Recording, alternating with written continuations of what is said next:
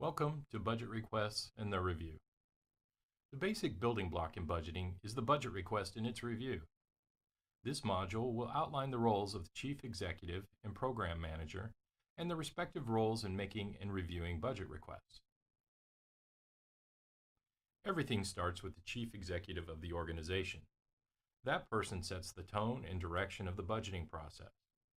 The reason is that budgeting happens in a context, and it takes someone at the top to have an overall view of things and how all parts of the organization fit together. This top executive does not dictate every detail of the entire process. Instead, the executive is more like a conductor of an orchestra, making sure that all the various skill positions, like musicians, work on the agreed upon script to produce beautiful music. What I'm calling the executive may have a different formal title than chief executive, with titles ranging from minister, executive director, clinic director, lab director, or some other title. The point is not the title, but the overall responsibility. In contrast to the chief executive is the program manager. Usually there are several program managers or department heads or unit managers who are responsible for particular budget units that are under the overall responsibility of the chief executive. A program manager is the expert on the services performed by that unit, how all the parts fit together, and what it takes in terms of money to achieve the desired results.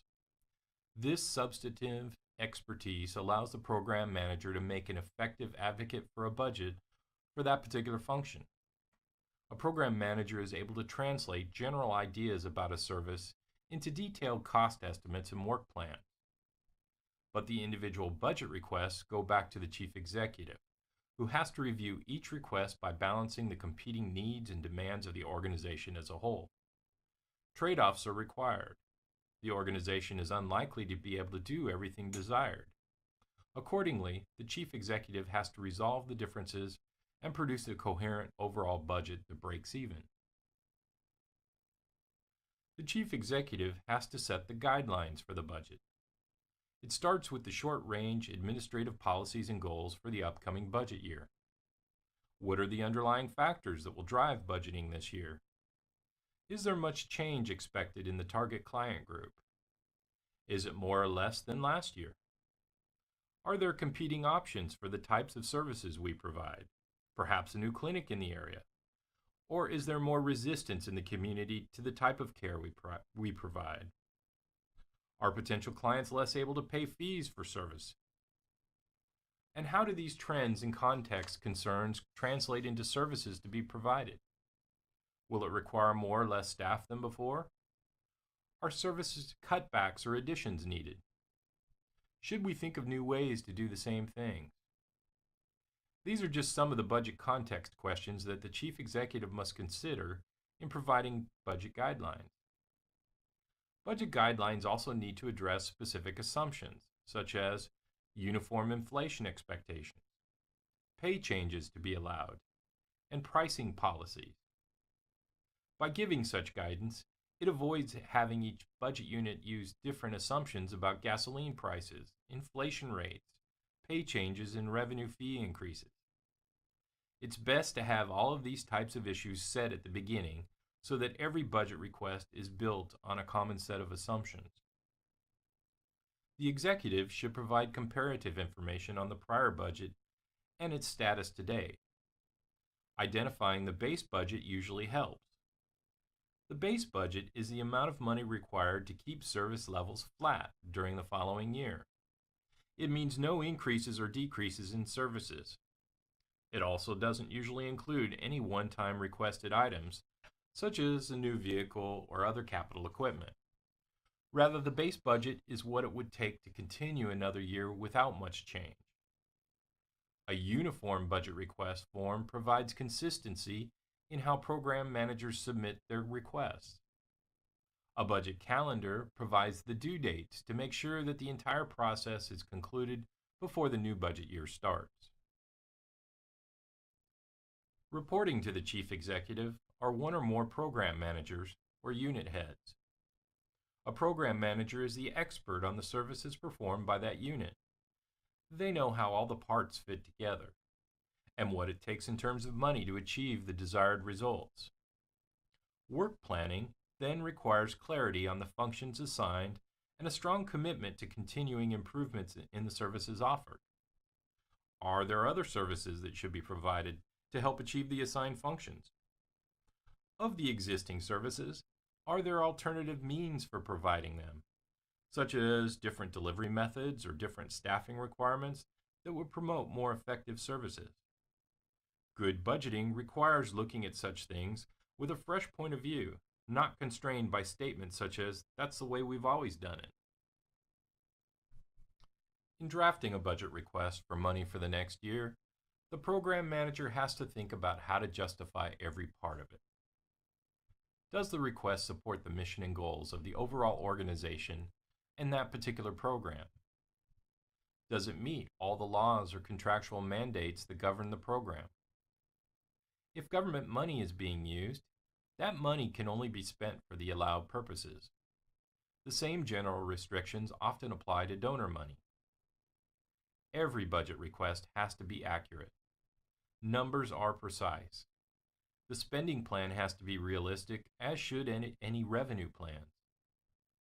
All assumptions that drive the numbers should be disclosed to make it easier for budget reviews to test the assumptions. To the degree that the unit has operational concerns or problems, the budget request should address the improvements that will be made and the implications for the budget. For example, perhaps blood samples have gone bad due to time or temperature. Does the new budget address how the handling procedures will change through reassignment of staff? Or perhaps the purchase of a new temperature-controlled device? How does the budget request meet expected demand or needs? Does the budget request offer improvements in efficiency or savings? For instance, in preparing the budget, did the program manager consider a less expensive but equally accurate HIV testing method? How does the budget request help avoid future budgetary problems? For instance, does it consider replacing equipment at the end of its useful life, instead of waiting too long and having to pay more for higher maintenance costs than a new piece of equipment would have cost? Another example is how a budget request might deal with ongoing staffing problems, such as high turnover of workers. Is the solution to pay them more, to cross-train employees, to simplify the tasks, or maybe to enhance the work environment? A budget request form could take many different looks. Here's one. It's for a budget year or fiscal year that runs from January 1st, 2017 through December 31st, 2017. It's a request form that would be filled in several months ahead of the end of the prior year, perhaps around mid-year 2016, well ahead of when it would have to be approved in time for the first day of January. In another course module, we talk about a chart of accounts, which is the numbering system for all transactions. This example shows that it's for the Central Laboratory, which is department number 01, in Accounting Fund 1101. The budget request is for 2017, with comparative data from 2014 actuals, 2015 actuals, the amended budget for 2016, the year-to-date in 2016, and a draft base budget for 2017. This history can assist the department in forming its budget request for 2017. Each of the budget categories have a unique code number as well, with lab supplies coded as 5311. Again, the base budget is the amount of money required to keep service levels flat during the upcoming year. It's merely a guide for budget planning. The program manager has to consider what changes, if any, are needed and can be justified as outlined on the prior slide. There are fill-in-the-blank spaces for the request for each category of spending in 2017. Usually, there are supplemental sheets that require the program manager to write or outline the justification for the numbers, including reasons for staying with the base budget or making changes to it. If the budget request for the new budget year includes a proposal for new programs or services, it makes sense that the request has to be complete and well thought out. A new service may require the use of existing fixed costs, such as the underused room next door. But it may also require one-time purchases, such as new equipment that could last several years, thereby a fixed cost for future years. There are likely to be variable costs, such as supplies, that will increase or decrease depending upon the number of patients. As a result, the new program request has to be based on a solid estimate of the demand for the program, meaning the expected number of patients to be served in the first year. It's not acceptable to put in for a new service and overlook how it might push costs elsewhere in the organization.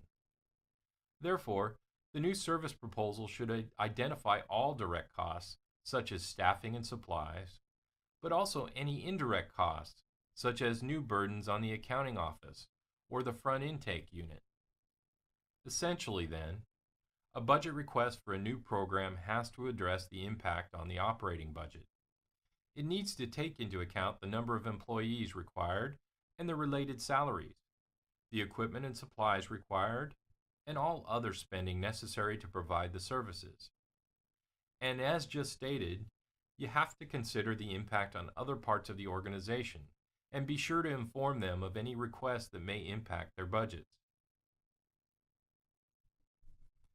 An example of a new program would be specimen pickup and transportation services to the regional laboratory for testing.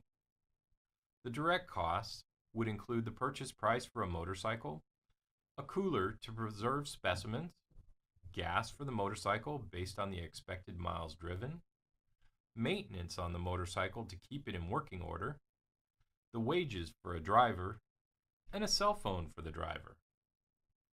Indirect costs would include a motorcycle storage space in the existing building and the ongoing supervision of the driver. Program managers submit their budgets to the chief executive for review and approval. The executive reviews each budget request and seeks positive answers to these types of questions. Do the numbers add up? After all, it is a budget, so accuracy matters. Is the justification consistent with the numbers? Numbers tell only part of the story, and it's assumed the program manager is a strong advocate for the submitted budget. But is it well justified?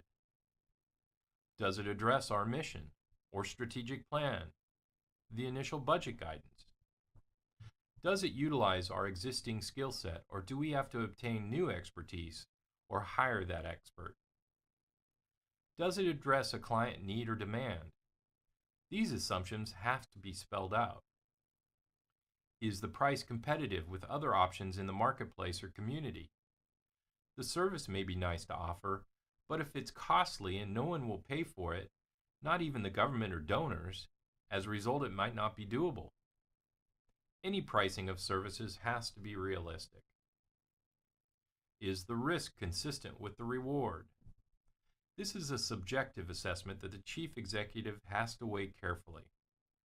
Just because a proposed new service is low risk and low return does not mean it ought to be neglected, nor does a high risk but high return program. Each program has to be considered on its own merit.